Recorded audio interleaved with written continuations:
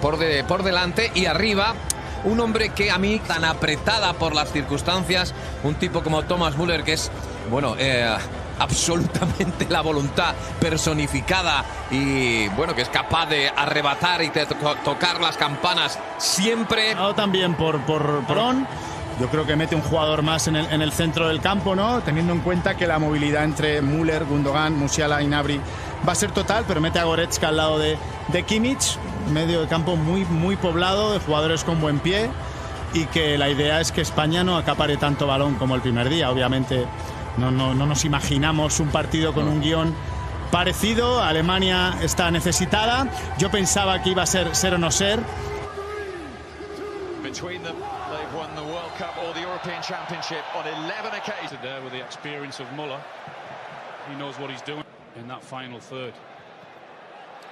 Certainly have. Alan has his calculator out. For anyone watching, he wants to feel Torres dispossessed. Game since for the former Bayern treble win. Torres. Go. Potential trouble. Oh! What a strike that is from Olmo. No other thought in his head than get his shot away.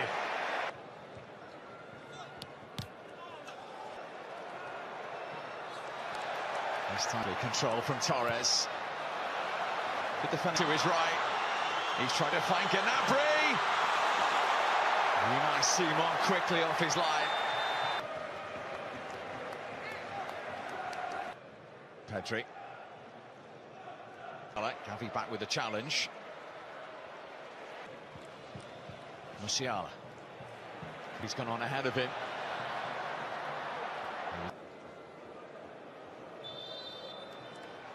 Olmo up against Kehrer. Jürgen Klinsmann on 11. Thomas Müller on 10. 15, 16, 17 and under 21 level. Diagonal ball to try and stretch the pitch. It's on there. I can read it just. Ball from Carvajal. Because they had it easy, the Spanish defenders, in the last game. Into Gavi. Pedri. Bouncing ball to Simon, he was under pressure, but assessing his options onto his weaker foot.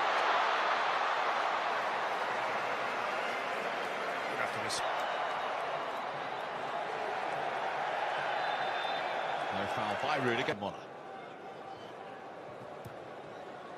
Gnabry. Right across the face in the end. It's really good play off Germany. They're not allowing that Spanish team to set. He's trying to pick out Ferran Torres. Round got back to make the block. I just thought he took too long with the... Fairly one back. Gnabry. Müller. Gundogan. What a poor clearance. Gnabry. Right across the face in the end. Rudiger. To Asensio. In from Sula, in towards Müller. In. Brown, Pinola. It does feel like a knockout game in all but name. Rudiger, long way out. Gundogan sliding in. Simon. Too many options up top. They'll take another option. And backpedaled. Almost early ball, Torres! I think he was offside, you know. He was. Caught and then delivered in, just over Rodri. Torres. Fabulous block from Musiala. Fabulous block. If Germany are going to... Here's Olmo over the top. He's got Spain a corner. And there's the option, what I said, if it... Kehrer. Didn't see Torres out of the corner of his eye. Then made the challenge, and he's the first...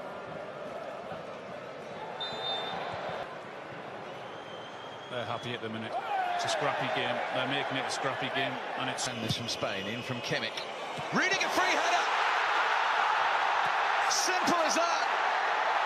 Antonio Rudiger, with only his third ever goal for Germany, to give them the lead. This is going to be tight. Almost cross, away by Sula. Gnabry looked offside, and indeed he was. That's a curious ball from Carvajal. In from Asensio. Piala holding off Rodri. Busquets with a challenge. It's to Rudiger again. And he's got that one back across. Simon couldn't hold it. Jordi Alba on the overlap. It's the added minutes at the end of this first half. Asensio's cross. They're all moving. He heads it back in there. It's still not clear. It's gap. Germany get us underway. Torres at the back post. Is it going to be close? Goods. He's up. He doesn't see. Fair challenge by Jordi Alba. And also centre half with Rodri. This one in from Raul. Neatly done from Spain. Pedri just showed too much on Kara. 18. Gundogan. Kimmich! Well, Simon at least did atone for his own error. Gundogan. Gnabry.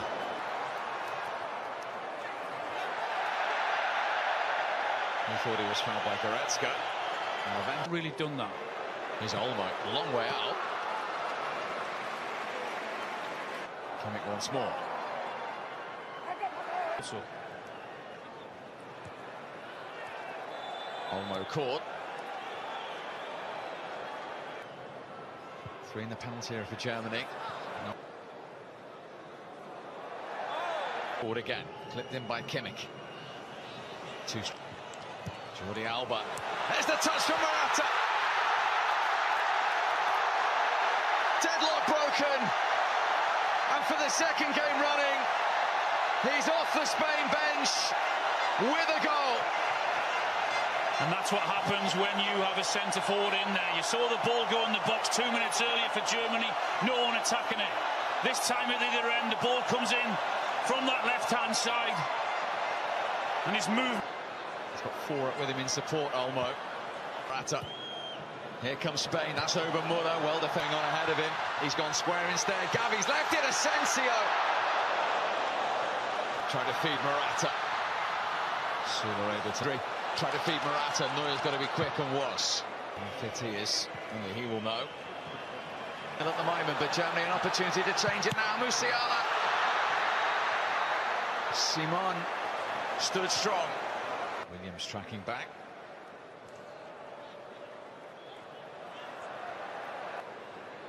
Fulkrug. Free kick to Germany. It is to be Kimmich. Again.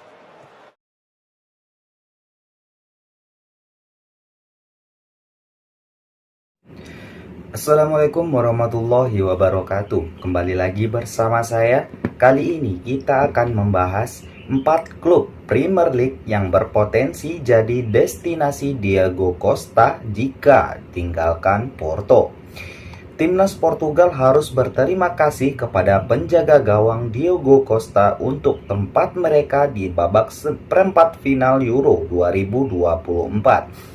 Tanpa aksi heroiknya di babak 16 besar melawan Slovenia, baik di babak perpanjangan waktu maupun adu penalti, sang juara 2016 mungkin sudah berada di pesawat pulang dari Jerman. Costa yang saat ini memperkuat Porto berkat penampilan cemerlangnya di ajang Euro 2024 sejauh ini dipastikan mengundang ketertarikan klub-klub Premier League. Disinyalir sang pemain memiliki klausul 65 juta pound dalam kontrak yang ditandatangani pada November 2022. Pemain yang pernah diminati Manchester United ini dikabarkan tidak menutup kemungkinan untuk hijrah ke Premier League. Berikut 4 klub yang bisa menjadi opsi Costa untuk melanjutkan karirnya di Liga Inggris. Yang pertama yaitu ada Wolverhampton Wanderers.